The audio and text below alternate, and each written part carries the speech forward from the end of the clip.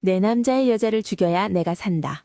조선 최고의 사랑꾼인가? 냉혈한 가스라이팅의 귀재인가? 여러분, 사랑하는 여인을 위해 왕좌의 무게마저 견디며 모든 걸 바쳤던 로맨티시스트를 떠올려 보세요. 하지만 그 사랑이 식는 순간, 어제까지 나의 하늘이라 부르던 여인에게 사약을 내리는 남자가 있다면 어떠시겠어요? 요즘 말로 하면 정말 역대급 나쁜 남자, 아니면 치명적인 금쪽이 같은 모습이죠. 바로 조선의 제19매 임금, 숙종의 이야기입니다. 그는 장희빈이라는 한 여자를 위해 국정의 판을 서너 번이나 뒤엎어버린 인물이에요. 현대 정치로 치면 정권 교체를 대통령의 연애 상담이나 부부싸움 때문에 수시로 단행한 셈이죠. 과연 그 뜨거웠던 사랑의 끝이 왜 그토록 잔인했어야만 했는지, 오늘 그 서늘하고도 치명적인 궁중 로맨스의 실체를 파헤쳐 보겠습니다. 첫 번째 심장 쫄깃한 순간, 네 죄를 네가 알려렸다. 장희빈의 최후와 숙종의 서늘한 눈빛. 여러분, 드라마에서 가장 많이 보셨던 장면이 무엇인가요? 아마 하얀 소복을 입은 장희빈이 사발에 담긴 사약을 거부하며 발버둥치는 모습일 겁니다. 그런데 여기서 우리가 놓치는 사실이 하나 있어요. 그 사약을 내린 사람이 누구냐는 거죠. 바로 그녀가 목숨보다 사랑했고 자신을 위해 나라의 법도까지 바꿨던 남편, 숙종입니다.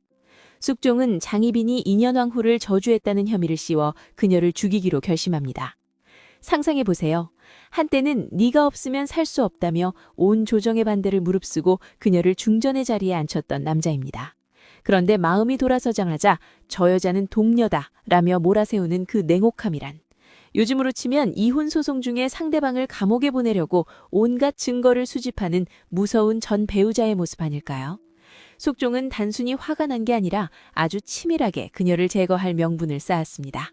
이 남자의 사랑은 유통기한이 다하는 순간 가장 날카로운 칼날로 돌아왔던 것이죠. 두 번째 파격, 조선판 사랑에 미친 왕, 종의 딸을 중전으로 만든 승부사.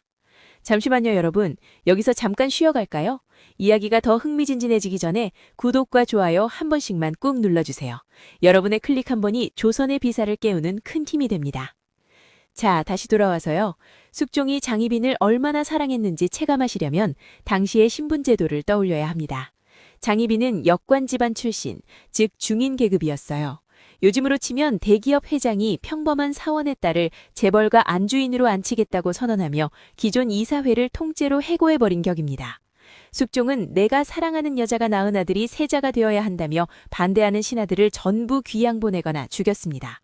이걸 기사환국이라고 부르는데 사실 이름은 어렵지만 내용은 단순합니다. 내 여자 건드리면 다 죽어 라는 숙종의 선전포고였죠. 여러분, 이 정도면 수뇌부도 이런 수뇌부가 없지 않나요? 하지만 전문가들은 말합니다. 이건 사랑을 빙자한 왕권 강화의 도구였다고요. 여자를 사랑한 게 아니라 여자를 이용해서 신하들의 길을 꺾어버린 무서운 정치가의 면모였던 셈이죠. 세 번째 반전, 너도 똑같이 당해봐.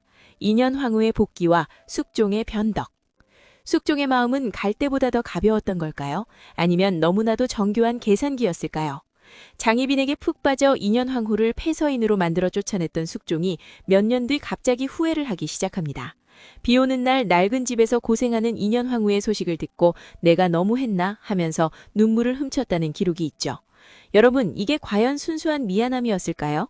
당시 장희빈의 오빠인 장희재를 비롯한 남인 세력이 너무 커지자 숙종은 다시 판을 뒤집을 명분이 필요했던 겁니다. 그래서 다시 인현황후를 불러들이고 장희빈을 희빈으로 강등시키죠.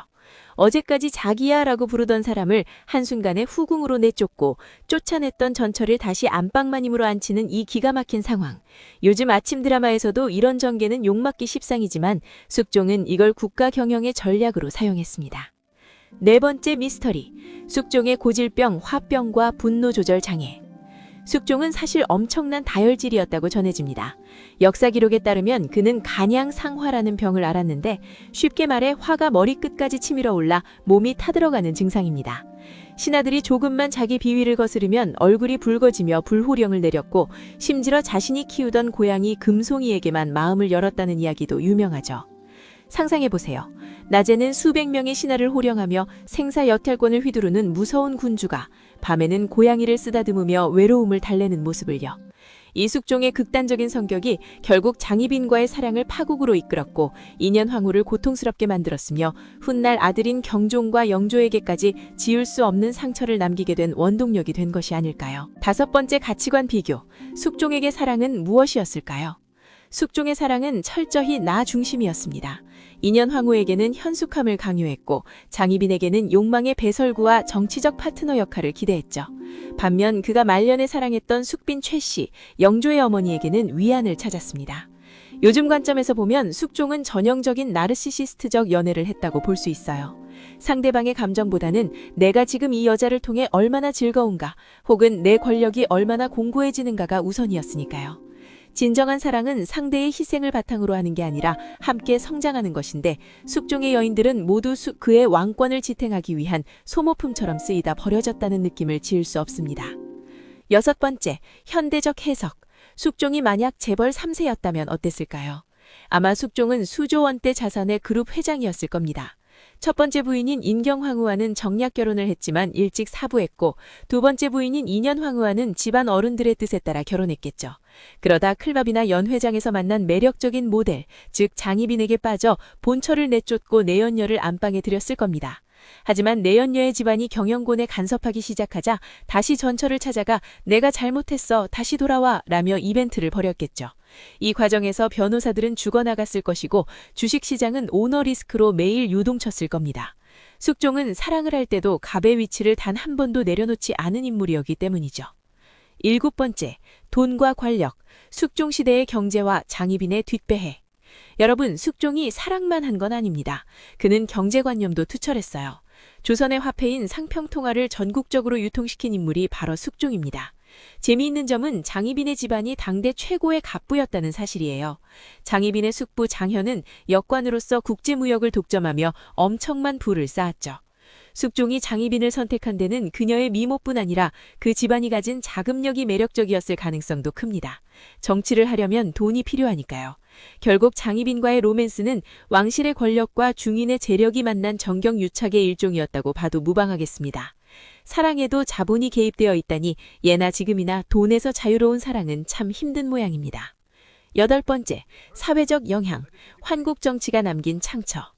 숙종의 변덕스러운 사랑과 정치 스타일은 조선 사회에 깊은 흉터를 남겼습니다. 한쪽 세력을 완전히 몰아내고 다른 쪽을 등용하는 환국이 반복되면서 신하들은 왕의 눈치만 보게 됐고 당쟁은 더욱 격화됐습니다. 이건 요즘 정치권의 진영 논리와 아주 비슷해요. 내가 집권하면 상대 진영은 무조건 적폐로 몰아세워서 숙청하는 식이죠. 숙종은 본인의 카리스마로 이 혼란을 통제했지만 그 과정에서 소통과 타협의 정치는 사라져버렸습니다. 사랑의 변덕이 국가 시스템의 불안정으로 이어진 셈이니 한 사람의 감정이 얼마나 큰 나비 효과를 불러오는지 새삼 무섭게 느껴집니다. 아홉 번째, 인간적 약점, 콤플렉스 덩어리 숙종 아닐까요? 숙종은 사실 완벽주의자였습니다. 14살이라는 어린 나이에 왕위에 올라 수렴청도 없이 바로 친정을 시작했죠. 그 어린 나이에 노회한 신하들을 상대해야 했으니 얼마나 스트레스가 심했을까요? 그는 자신이 약해 보일까봐 더 강하게 밀어붙였고 더 잔인하게 처단했습니다. 어쩌면 장희빈에 대한 집착도 자신의 선택이 옳다는 것을 증명하고 싶은 오기일지도 모릅니다. 내가 선택한 여자는 틀리지 않았어 라고 외치다가 결국 상황이 여의치 않자 아니 사실 제가 나를 속인 거야 라며 책임을 전가하는 모습. 이건 강한 자존심 뒤에 숨겨진 깊은 열등감의 바로가 아닐까요? 열 번째, 가족의 희생, 인현황후의 눈물과 장희빈의 욕망. 이 드라마틱한 이야기의 진짜 피해자들은 누굴까요? 바로 숙종의 곁을 지켰던 여인들입니다. 인현황후는 가문의 명예를 위해 감정을 억누르고 평생을 인내하며 살았습니다. 장희빈은 자신의 야망을 위해 사랑을 도구로 썼지만 결국 그 도구에 자신이 베이고 말았죠. 여러분, 숙종은 과연 이들의 아픔을 이해했을까요? 기록을 보면 숙종은 인현황후가 죽었을 때 진심으로 슬퍼하며 제문을 직접 썼다고 합니다. 하지만 그 슬픔이 가시기도 전에 장희빈에게 사약을 매렸죠. 슬픔과 잔인함이 공존하는 이 남자의 심리 상태, 정말 알다가도 모를 일입니다. 11번째, 업적 뒤의 그늘, 대동법과 국방, 그리고 사랑.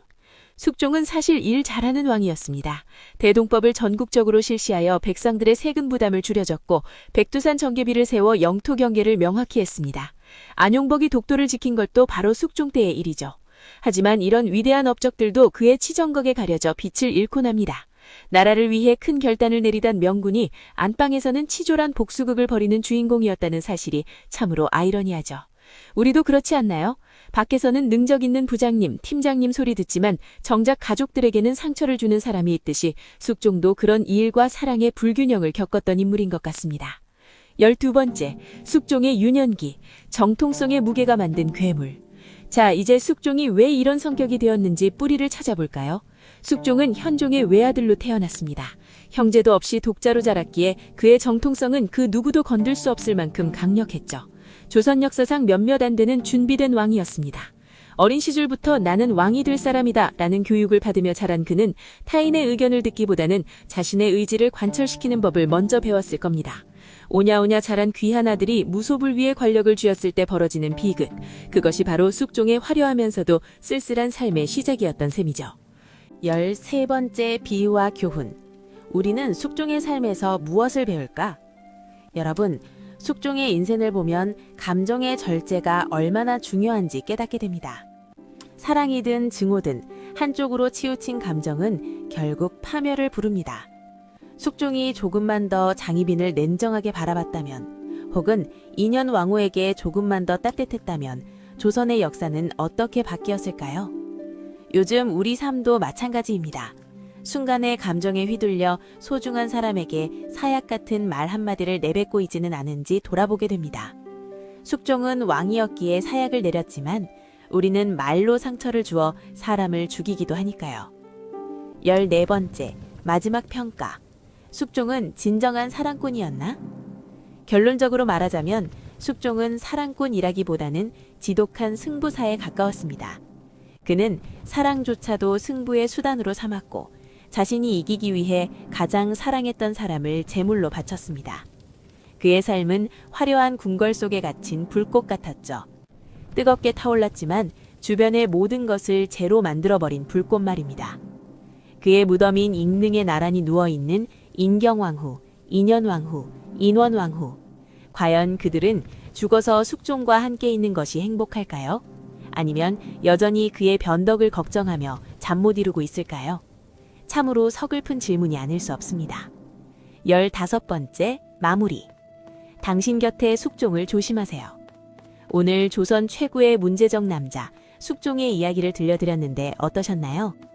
역사는 반복된다는 말이 있죠.